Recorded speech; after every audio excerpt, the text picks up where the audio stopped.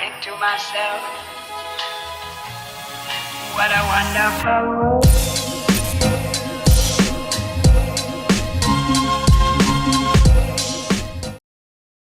Halo semuanya, selamat datang kembali di Story Film.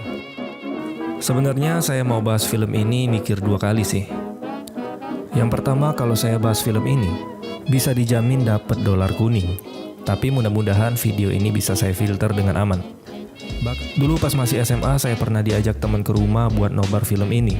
Dan karena jiwa psikopat saya belum terbentuk pada saat itu, ya alhasil pas nobar film ini badan jadi panas dingin. Tapi karena sekarang hasrat psikopat sudah berkobar di dalam diri saya, maka dari itu saya akan membahas film ini untuk kalian semua. Oke lah, daripada durasinya makin panjang, mending kita langsung aja masuk ke alur ceritanya. Si Udin membeli paku. Yuk kita bahas filmnya sama-sama. Enjoy the video.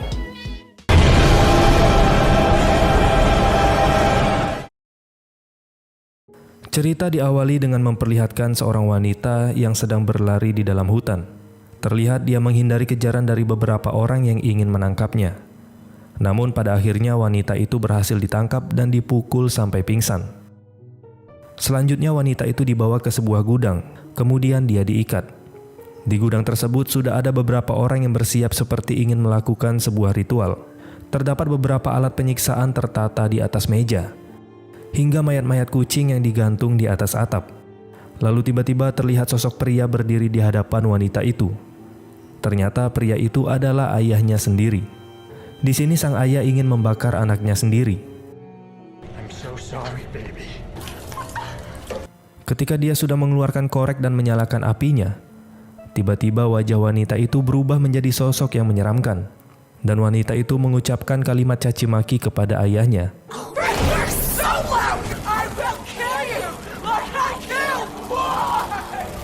Dan ternyata, wanita itu sudah dirasuki oleh roh yang sangat jahat. Hingga pada akhirnya si ayah terpaksa harus menembak anaknya sendiri untuk menghilangkan kutukan iblis tersebut. Pada waktu yang berbeda, kita diperlihatkan dengan kelompok muda-mudi yang akan menginap di sebuah rumah terpencil di dalam hutan. Kelompok itu terdiri dari 5 orang, yaitu David, Olivia, Natalia, Eric, dan Mia. Tujuan mereka menginap di tempat itu karena ingin menyembuhkan Mia dari kecanduan obat-obatan. Rencana ini juga didukung oleh David yang merupakan kakaknya Mia. Promise not to touch this shit again. Kemudian pada malam harinya, Mia menjerit histeris meminta pulang karena di rumah itu tercium bau yang sangat busuk. Mia mengatakan dia mencium adanya bau mayat. Namun teman-teman lainnya tidak mencium bau busuk itu sama sekali. Lalu tiba-tiba anjing yang dibawa David mencakar-cakar karpet seperti mencium bau sesuatu. David pun membuka karpet tersebut, dan ternyata di balik karpet itu terdapat pintu menuju ke ruang bawah tanah. Di sana juga terlihat ceceran darah yang sudah mengering. Karena penasaran, David dan Eric lalu membuka pintu tersebut. Dan ketika mereka sudah membukanya, bau busuk seperti mayat langsung menyengat. Kemudian David dan Eric mencoba masuk ke ruangan itu. Ternyata di dalam sana terdapat sebuah ruangan yang dipenuhi dengan mayat kucing yang sudah tergantung. Ruangan itu adalah tempat wanita yang pada awal cerita tadi dibakar hidup-hidup. Eric dan David pun menemukan bungkusan yang berbalut plastik dan disegel oleh kawat-kawat besi. Lalu Eric membawa bungkusan itu ke atas untuk dia selidiki.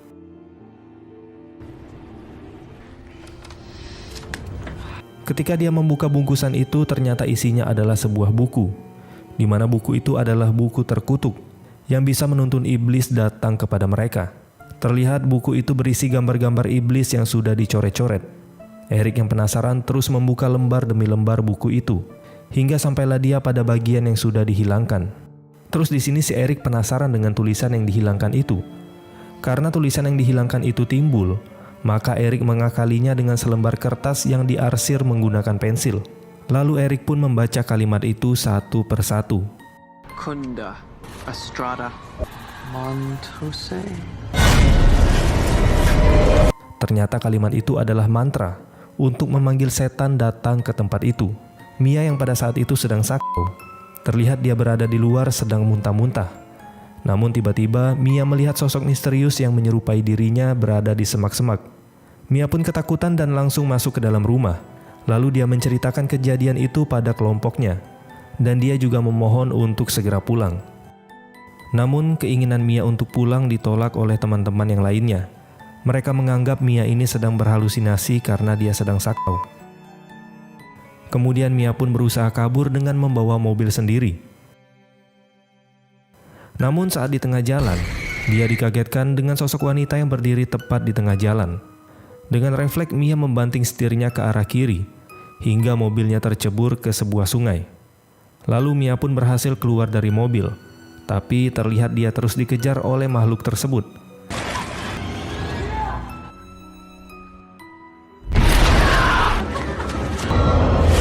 Hingga dia terjerat di akar pohon yang melilit tubuhnya. Iblis itu pun memperlihatkan wujudnya tepat di hadapan Mia. Kemudian iblis itu mengeluarkan gumpalan akar dari dalam mulutnya, yang bergerak mendekati Mia, hingga masuk ke dalam tubuh lewat organ intimnya. Singkat cerita, Mia lalu ditemukan oleh Olivia dan David, sedang duduk di bawah pohon. Kemudian mereka pun langsung membawa Mia kembali ke rumah. Di sini Mia menceritakan bahwa makhluk itu sudah mengikuti hingga ke rumah yang mereka tinggali. Namun, lagi-lagi tak ada yang percaya dengan cerita Mia. Mereka masih menganggap Mia hanya berhalusinasi karena efek kecanduan narkoboy. Sementara itu, Eric yang penasaran dengan buku yang ditemukannya itu, dia terus mempelajarinya. Eric mulai mencocokkan kejadian yang dialami Mia dengan isi buku itu. Karena khawatir, David lalu menggedor pintu kamar Mia yang terkunci.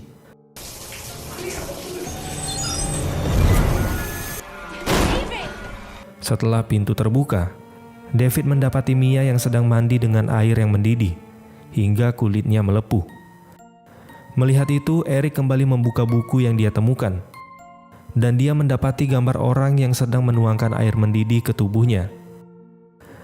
Saat mereka sedang berdebat soal kondisi Mia, tiba-tiba Mia datang menghampiri mereka sambil membawa shotgun. Mia yang sudah dirasuki iblis itu lalu menembak David di bagian lengan. Setelah itu, Mia tiba-tiba terjatuh. You are all going to die tonight. Kemudian Olivia bergegas mengambil senapan yang ada di lantai. Namun dengan cepat tangan Olivia dipegang oleh Mia. Mia pun memuntahkan cairan yang keluar dari mulutnya ke mulut Olivia. Eric yang berdiri di belakang menarik Mia ke ruang bawah tanah dan mengunci pintu tersebut. Kemudian Olivia langsung pergi ke kamar mandi untuk membersihkan dirinya.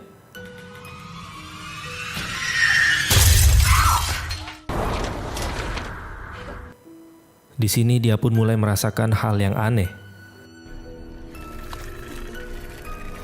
Tidak lama kemudian Eric mencoba mengecek keadaan Olivia di kamar mandi. Di sana Eric kaget saat melihat Olivia sedang asik menyayat mulutnya sendiri menggunakan sebuah pisau. Lalu Olivia menyerang Eric dengan membabi buta. Tapi di sini Eric tidak tinggal diam. Dia menghantam kepala Olivia sampai dia tewas.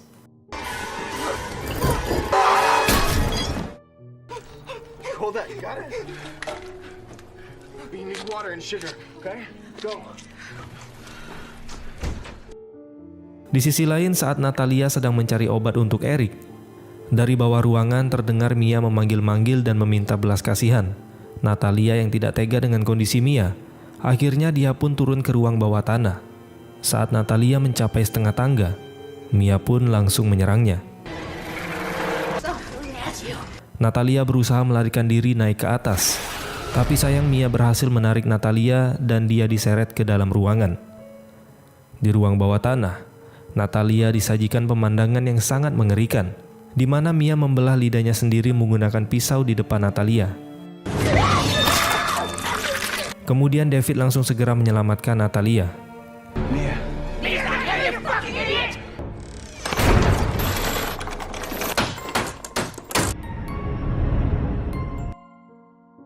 Di sisi lain, Eric mencoba membakar buku itu dengan maksud agar kutukan tersebut bisa hilang. Tapi anehnya, buku tersebut malah tidak bisa terbakar. Sementara itu, Natalia yang sudah digigit oleh Mia, dia mulai merasakan sesuatu yang aneh di bekas gigitan tersebut. Luka tersebut menyebar hingga membuat tangannya membusuk.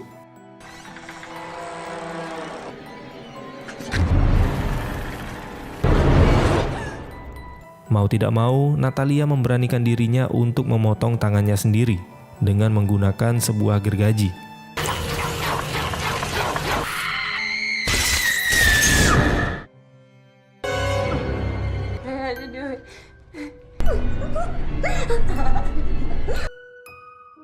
Sementara Eric dan David mulai mempelajari isi buku terkutuk itu untuk menemukan jalan keluar dari kejadian mengerikan ini. Singkat cerita, mereka akhirnya menemukan cara untuk memurnikan orang yang sudah dirasuki oleh iblis. Cara yang pertama dengan dikubur hidup-hidup, yang kedua dibakar hidup-hidup, dan yang terakhir dengan cara dimutilasi. Ketika Eric dan David sibuk berdiskusi, tiba-tiba Natalia datang menghampiri mereka dengan membawa alat paku tembak. Natalia menembak ke arah Eric dengan membabi buta. Sementara itu, David langsung menyergap Natalia untuk menghentikan aksinya. Namun, yang dihadapi oleh mereka adalah Natalia yang sudah dirasuki oleh iblis. Yang dimana biarpun mereka laki-laki, tapi tenaga mereka masih kalah kuat. Kemudian David mengambil senapan dan langsung menembak tangan Natalia sampai putus. Dan akhirnya Natalia pun kembali sadar. Tapi tidak lama kemudian Natalia juga ikut tewas di pangkuan David, pacarnya sendiri. David pun menuangkan bensin untuk membakar rumah itu. Namun saat David menyalakan api, Mia dari bawah tanah meminta pertolongan kepada David. Mengingat Mia adalah adik kesayangannya, David pun tidak tega untuk membakarnya. Dan dia mencari cara lain untuk menyelamatkan Mia.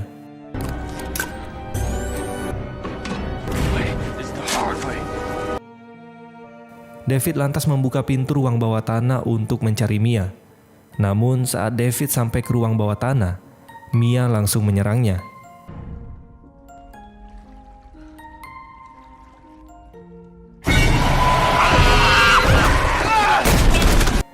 David pun terpental akibat serangan Mia dan dia masuk ke dalam kolam air. Mia pun dengan cepat menghampiri David dan berusaha menenggelamkan tubuh David ke dalam air. Saat David yang hampir kehabisan nafas, tiba-tiba Eric yang ternyata masih hidup langsung menghantam Mia dari belakang hingga dia pingsan. Tapi pisau yang dibawa Mia menancap ke perut Eric hingga menewaskannya.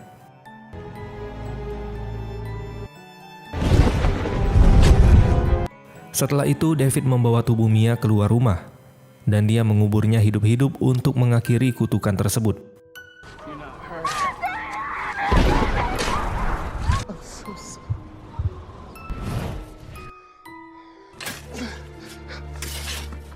Dan ternyata cara itu berhasil. Akhirnya Mia kembali sadar, yang sebelumnya dikira David dia sudah mati. Tapi anehnya, luka-luka yang ada di tubuh Mia hilang begitu saja. Setelah dikira kutukan itu sudah selesai, David dan Mia pun segera pergi dari kabin itu. Tapi saat David mau mengambil kunci mobil yang ada di dalam rumah, tiba-tiba David dipukul dari belakang oleh Eric, yang ternyata dia sudah dirasuki oleh iblis. Jadi di sini kita mengetahui siapapun yang tewas di tangan iblis itu, maka dia akan dirasuki. Kemudian demi menyelamatkan adiknya dari teror para iblis, David lantas menembak bensin yang ada di dalam rumah itu, sehingga David pun tewas dalam ledakan. Dan ternyata terornya masih belum selesai. Kejadian aneh pun datang lagi. Tiba-tiba terjadi hujan darah di sekitar rumah, dan tak lama kemudian iblis itu kembali muncul dari dalam tanah. Makhluk itu terus mengejar Mia. Dia pun masuk ke dalam rumah melewati lorong yang kecil.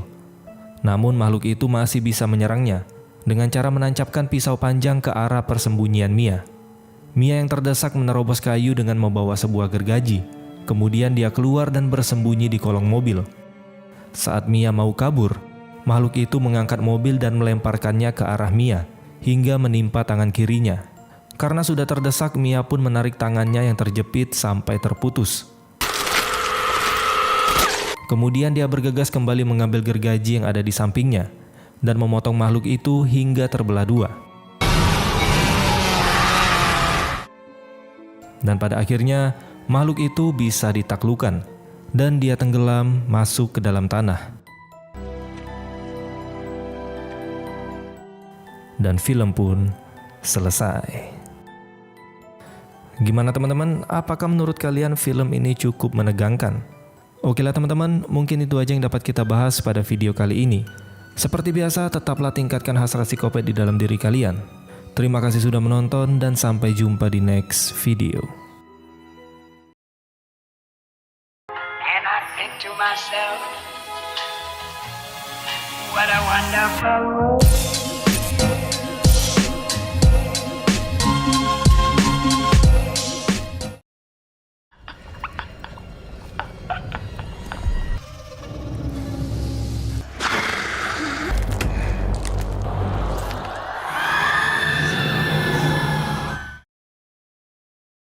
Halo semuanya, selamat datang kembali di Story Film Evil Dead Rise.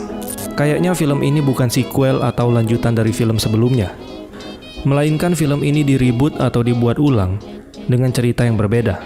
Tapi tetap kalian wajib nonton film Evil Dead yang 2013. Jadi bagi kalian yang belum nonton, saya sarani nonton film itu dulu. Linknya ada di atas kanan layar kalian. Dan bagi kalian yang sudah menonton, kalian pasti tahu film itu seremnya kayak apa. Evil Dead Rise yang dirilis pada tahun 2023 ini akan kembali menceritakan tentang penemuan Naturum Demento atau Kitab Kematian yang melepaskan roh jahat ke dunia. Apakah Evil Dead Rise ini akan seseram film sebelumnya? Daripada makin penasaran, mari kita langsung aja bahas ke alur filmnya. Enjoy the video.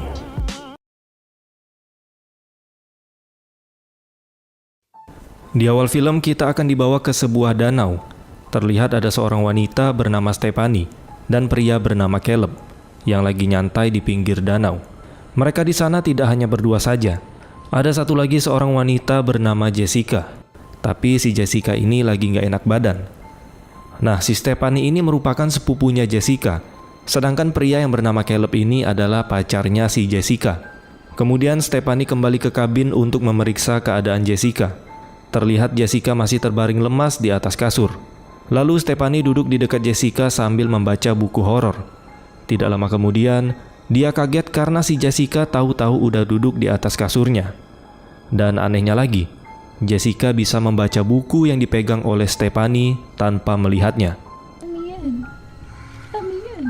A child's face looking through the window. Di sini Stephanie mulai merasa ketakutan. Lalu Jessica terjatuh dari kasurnya dan mengeluarkan cairan putih-putih dari mulutnya. Entah itu cairan apa. Ketika Stephanie mendekatinya,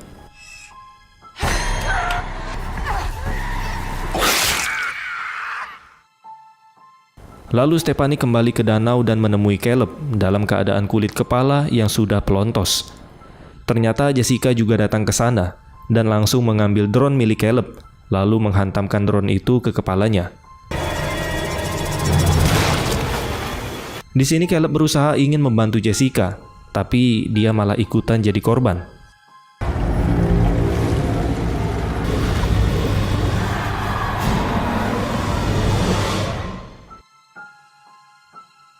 Kemudian kita kembali ke satu hari sebelum kejadian itu terjadi. Di sini kita diperlihatkan dengan seorang wanita yang bernama Beth. Beth ini merupakan seorang grupis. Bagi kalian yang belum tahu, grupis itu semacam sebutan untuk seseorang yang ingin mencari kedekatan dengan musisi ataupun selebriti favoritnya, baik secara intim ataupun emosional. Ya, kalian tahulah. Jadi dia menganggap dirinya merupakan bagian dari kru salah satu band musik. Di sana Beth yang lagi di toilet sedang menggunakan tes pack untuk mengecek kehamilan, dan pas dilihat hasilnya ternyata positif. Kemudian kita beralih ke seorang perempuan yang bernama Ellie. Ellie merupakan seorang single parent dengan 3 orang anak. Anak pertama bernama Bridget, yang kerjanya suka demo. Kedua si Danny, yang suka nge-DJ. Dan yang terakhir bernama Casey, bocil kematian. Diketahui Ellie sudah bercerai dengan suaminya, dan sekarang dia tinggal bersama ketiga anaknya di sebuah apartemen sederhana. Tidak lama kemudian ada yang membunyikan bel pintu mereka. Ternyata yang datang adalah Beth. Dan Beth merupakan adiknya Ellie. Beth mengatakan bel di lantai bawah sepertinya rusak. Si Ellie berkata dia sudah telat bayar sewa selama sebulan karena gedung apartemen ini semuanya sudah rusak. Jadi mereka berencana ingin pindah ke tempat baru yang lebih bagus. Dan info sedikit ya, gedung apartemen mereka ini Dulunya adalah sebuah bank. Kemudian Ellie menyuruh anak-anaknya untuk beli pizza biar mereka ada cemilan. Ketika anak-anak sudah pergi, Beth bertanya kemana suaminya Ellie. Ellie pun menjelaskan kalau suaminya sudah pergi entah kemana. Suami Ellie percaya dengan membayar tunjangan anak, sama dengan mengasuh mereka dari jarak jauh. Beth berkata kenapa Ellie tidak memberitahunya. Kalau dia tahu, dia akan secepatnya datang untuk membantu Ellie. Padahal Ellie sudah menelpon Beth bahkan 2 kali, tapi tidak ada jawaban dari Beth. That was 2.5 months ago, Beth. Di dalam kamar mandi, Beth baru membuka pesan yang dikirim Ellie 2 bulan yang lalu, saat dia dan suaminya akan berpisah. Di sini dia sangat merasa bersalah. Tapi Ellie tidak marah kepada Beth. Ellie tahu kalau Beth juga sedang ada masalah. Singkat cerita, anak-anak sudah pulang dari membeli pizza. Ketika mereka berada di parkiran apartemen, tiba-tiba terjadi gempa di sana.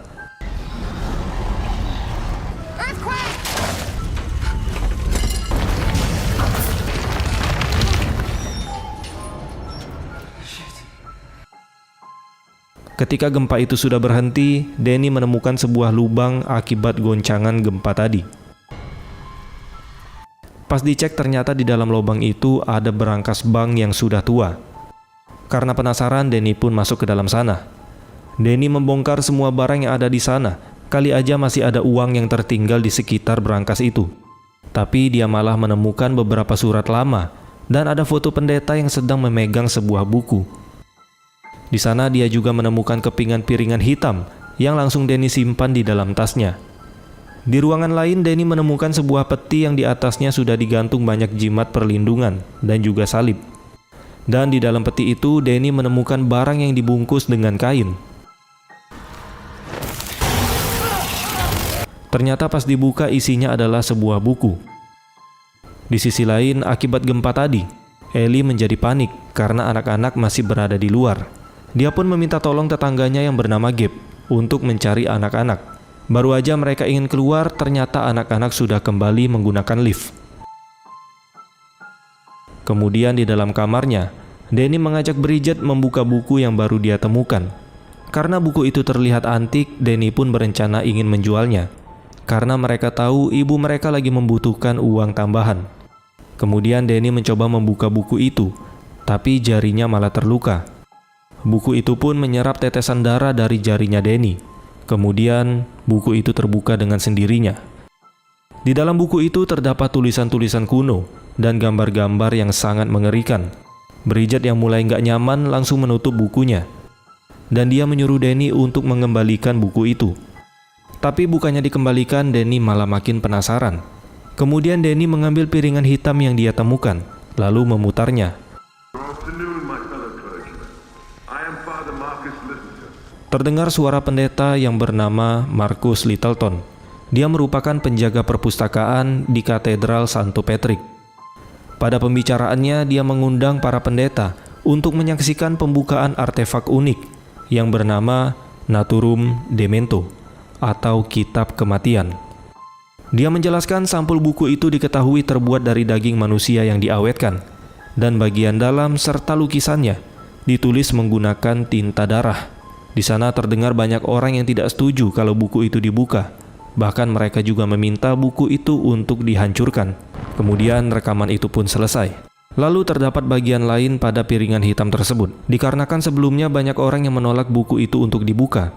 Jadi ada orang yang bernama Canon Damien Sanahan dan Pastor Hugo Cortez.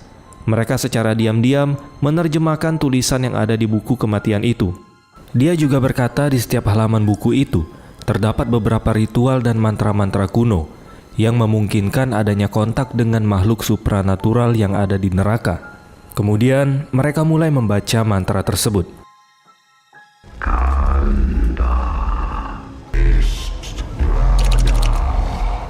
Di sini Danny berusaha menghentikan rekaman itu, tapi anehnya rekaman tersebut tidak bisa dihentikan.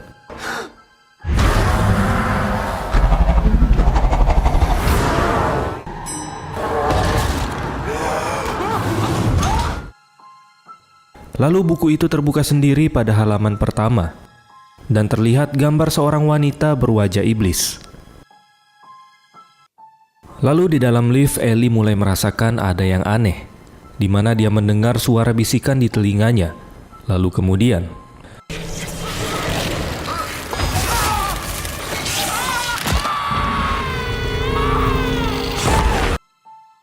scene ini mengingatkan kita pada si Mia di film Evil Dead sebelumnya, di mana Mia terikat akar di rawa-rawa. Kemudian di dalam apartemen, Beth dan anak-anak mulai heran karena cuma lampu di kamar mereka yang mati. Tidak lama kemudian, terlihat Ellie sudah kembali ke apartemennya. Tanpa berkata sedikit pun, Ellie langsung pergi ke dapur dan memasak sesuatu. Mereka terlihat aneh dengan tingkah Ellie yang berubah.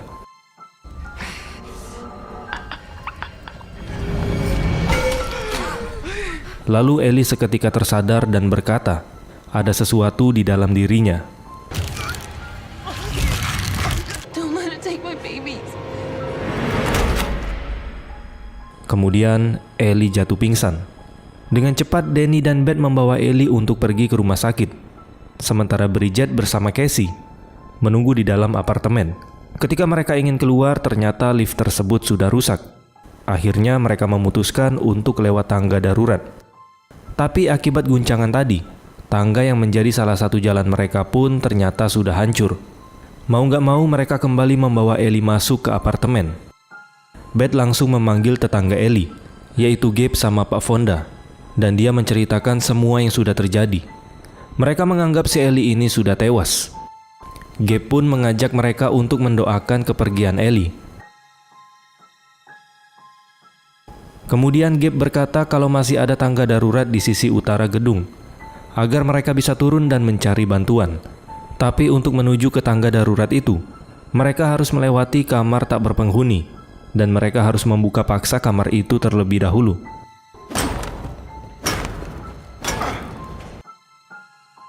Di sisi lain, Beth masih menemani jasadnya Ellie sampai bantuan datang. Lalu tiba-tiba, dia dikejutkan dengan pesan suara yang pernah dikirim Ellie ke HP-nya. Tapi pesan suara itu agak aneh, di mana Ellie meminta tolong kepada Beth karena dia sekarang sedang dibakar hidup-hidup. Apakah sekarang roh Ellie dikurung oleh para iblis di neraka, sehingga para iblis itu bisa menguasai tubuhnya? Lalu kemudian Ellie kembali bangkit, tapi yang pasti itu bukan lagi si Ellie. Di sini Beth merasakan kalau tubuh Ellie sangat panas. Mereka pun memasukkan Ellie ke dalam bak mandi. Lalu tiba-tiba, saking panasnya tubuh Ellie, air yang ada di beta pun menjadi mendidih. Kemudian Ellie berteriak sangat kencang sampai membuat semua kaca di sana menjadi retak. Scene ini juga mengingatkan kita pada film Evil Dead sebelumnya, di mana Mia berteriak dengan sangat keras. Ellie yang sudah benar-benar menjadi iblis berusaha menyerang mereka semua, bahkan anaknya sendiri.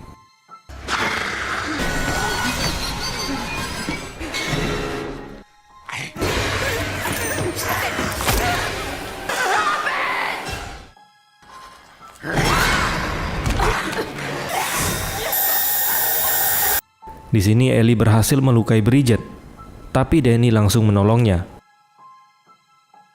Lalu Ellie menggunakan cara cap cip cup untuk memilih siapa yang akan dia serang terlebih dahulu, dan pilihannya jatuh kepada Casey, anaknya yang paling bontot. Tapi tiba-tiba Gabe datang ke sana. Ellie? Tanpa basa-basi, Ellie langsung menyerang Gabe dan memakan matanya. Lalu dia juga menyerang orang lain yang ada di sana. Karena ada kesempatan, Beth langsung menutup pintu apartemennya, biar Ellie nggak bisa masuk ke kamar mereka. Get away from the door. Ketika sudah tidak ada suara, Beth pun mengintip situasi di luar kamar. Dia melihat Ellie yang masih kesurupan sambil mengejar seorang anak kecil. Lalu kemudian Pak Fonda datang sambil membawa senjata. Tapi gimana ya? Karena musuh Pak Fonda ini iblis, jadi senjata begituan apalagi nggak pakai skin, nggak akan mempan sama si iblis. Lalu di sini Bridget sadar dan dia berkata kepada Danny, ibu mereka sekarang kok mirip seperti salah satu gambar yang ada di buku tersebut. Dan dia menyalahkan Danny, harusnya Danny tidak pernah mengambil buku terkutuk itu. Tapi Danny yang ketakutan merasa kalau ini bukan salahnya. Beth langsung memisahkan mereka dan menyuruh mereka untuk tidak saling menyalahkan satu sama lain. Kemudian Danny pun ingin menunjukkan sesuatu kepada Beth. Dia menunjukkan buku terkutuk itu.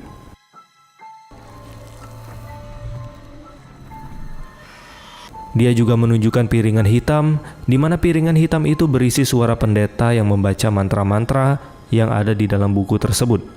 Dan ketika pendeta itu membaca mantra-mantranya, kekacauan ini pun terjadi. Di sini Danny mulai sadar kalau memang ini semua adalah salahnya. Lalu tiba-tiba buku itu terbuka sendiri, memperlihatkan seorang wanita dengan tentakel dan cairan hitam yang keluar dari mulutnya dan juga matanya. Gambar itu akan memberikan pertanda kepada Bridget. Akibat luka dari serangan Ellie sebelumnya, membuat Bridget perlahan juga ikutan terkena kutukan. Terlihat cairan hitam keluar dari mulut, hidung sampai ke matanya. Lalu dari mulut Bridget keluar banyak serangga kecil. Lagi-lagi di sini hampir sama seperti film Evil Dead sebelumnya. Jika ada seseorang yang terluka atau terbunuh gara-gara si iblis, maka kutukan itu akan juga menyebar di dalam dirinya, dan orang itu juga akan dirasuki oleh iblis. Sementara itu Casey mendekati pintu karena mendengar Ellie bernyanyi. Ellie terus membujuk Casey agar dia membukakan pintunya. Tentu saja Ellie yang polos merasa ibunya sudah baikan dan mencoba untuk membuka pintu tersebut. Lalu kemudian Danny dan Beth langsung menyelamatkan Casey. It'll be okay, Danny. Lalu terdengar suara berisik dari arah dapur. Beth pun segera memeriksanya. Ternyata di sana sudah ada si Bridget yang lagi nongkrong di sudut. Beth pun bertanya apa yang sedang Bridget lakukan di sana. Ketika Bridget membalikkan wajahnya, ternyata dia lagi asik nyemilin gelas kaca. Udah kayak orang kesurupan kuda lumping.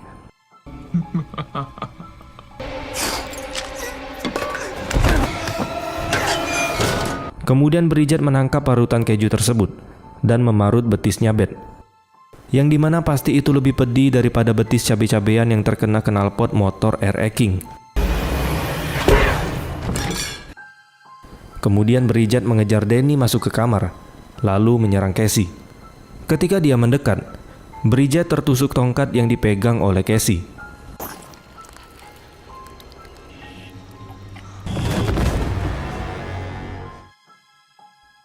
Setelah itu Danny membungkus Bridget dan mengikatnya dengan tali untuk berjaga-jaga. Lalu di sini Beth ingin mendengarkan isi dari kaset piringan hitam tersebut.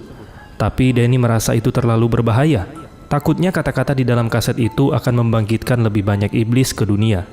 Tapi Beth tetap ingin mendengarnya, karena mungkin aja di dalam kaset itu terdapat cara untuk menghentikan semua kutukan ini. Lalu Beth memberikan pisau ke Danny untuk dia berjaga-jaga. Sedangkan Beth akan mendengar rekaman ini sendirian. Di sini Beth agak sedikit pinter karena dia menggunakan headset. Jadi kalau ada mantra-mantra lain yang diucapkan, hanya dia yang bisa mendengarnya. Gak kayak si Danny yang malah menggunakan speaker besar. Beth memulai rekaman itu pada bagian akhir biar mantra-mantra yang sudah terbaca tidak terulang. Rekaman itu pun mulai berbunyi. Setelah 2 malam sejak pendeta itu membaca mantranya, di rekaman terakhir itu si pendeta mengingatkan untuk siapa saja yang menemukan buku terkutuk itu agar tidak membaca mantra yang ada di dalamnya, karena kitab kematian itu tidak dapat dihancurkan. Dia juga mengatakan siapa saja yang nanti menemukan buku ini harus secepatnya dikubur dalam-dalam di tempat yang paling rahasia. Lalu kutukan buku itu menyebar dengan cepat, dan para pendeta itu tidak dapat menghentikan iblisnya. Berbagai macam telah mereka coba, tapi iblis itu tetap saja bangkit. Dan satu-satunya cara untuk selamat hanyalah lari. All you can do is run. Di sisi lain, Ellie berhasil menemukan cara masuk ke dalam apartemen. Danny dan Casey mulai mendengar seperti ada orang berjalan dari atas loteng. Casey menganggap itu suara kucingnya Pak Fonda, yang memang suka terjebak di atas loteng. Tapi di sini Danny tahu, suara tersebut tidak terdengar seperti langkah kaki kucing. Danny yang ketakutan ingin memanggil Beth di dalam kamarnya. Lalu dia menyadari Bridget telah kembali bangkit.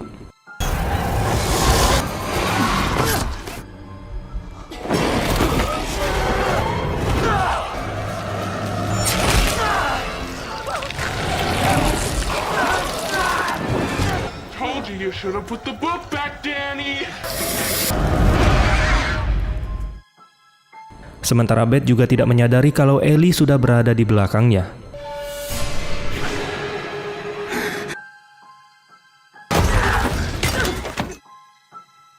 Di luar, Beth menemukan Danny yang sudah sekarat akibat diserang oleh Bridget, dan akhirnya dia meninggal dunia. Ellie kembali menangkap Beth, dan di sini iblis itu tahu kalau Beth sedang hamil. Two souls. Lagi-lagi, Beth berhasil selamat. Dia langsung mengajak Casey keluar dari apartemen tersebut. Di luar kamar apartemen, Beth melihat pemandangan yang sangat horor, di mana seluruh penghuni di apartemen itu sudah dibunuh oleh Ellie.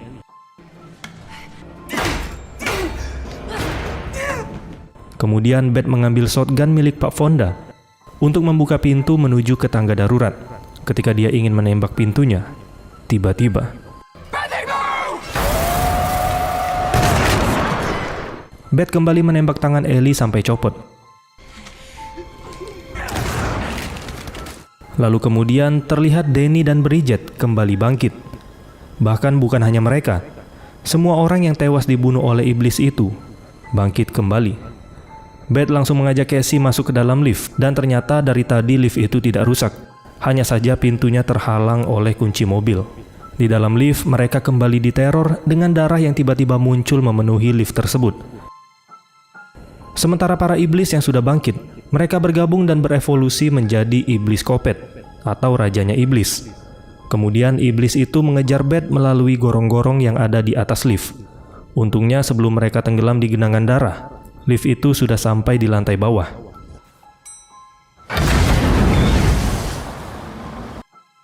Dengan cepat mereka menuju ke parkiran dan masuk ke dalam mobil. Tapi tentu saja iblis itu tidak akan melepaskan mereka. Come on. It's coming!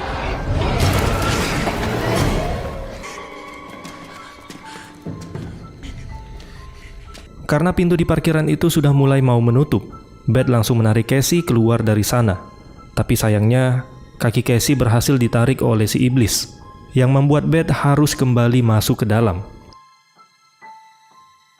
Iblis itu mengambil gergaji mesin untuk membunuh Casey, tapi untungnya Beth segera datang menyelamatkannya. Beth langsung mengambil gergaji mesin yang dilempar oleh iblis itu. Dan seperti ciri khas di film Evil Dead, gergaji mesin adalah senjata yang paling OP. Beth langsung menyuruh Casey untuk menghidupkan mesin penggiling tersebut, dan dia mendorong iblis itu masuk ke mesinnya, yang membuat tubuh iblis itu perlahan hancur menjadi kopet-kopet kecil.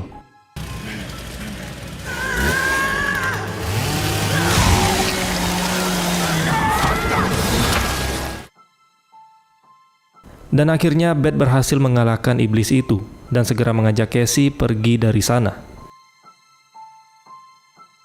Keesokan harinya di apartemen itu kita melihat si Jessica atau wanita yang kesurupan di awal film tadi, yang baru aja keluar dari kamarnya. Ternyata si Jessica juga tinggal di apartemen tersebut, tapi mereka beda lantai. Ellie di lantai paling atas, sedangkan Jessica berada di lantai bawah. Karena keasikan tidur, jadi Jessica tidak tahu dengan kejadian heboh semalam. Pada pagi itu, Jessica berencana pergi berlibur ke kabin milik pacarnya yang kita lihat di awal film tadi. Tidak lupa juga dia mengajak sepupunya yaitu si Stephanie. Kemudian dari spion kaca mobil, Stephanie melihat banyak genangan darah dan daging yang berserakan di lantai. Lalu tiba-tiba,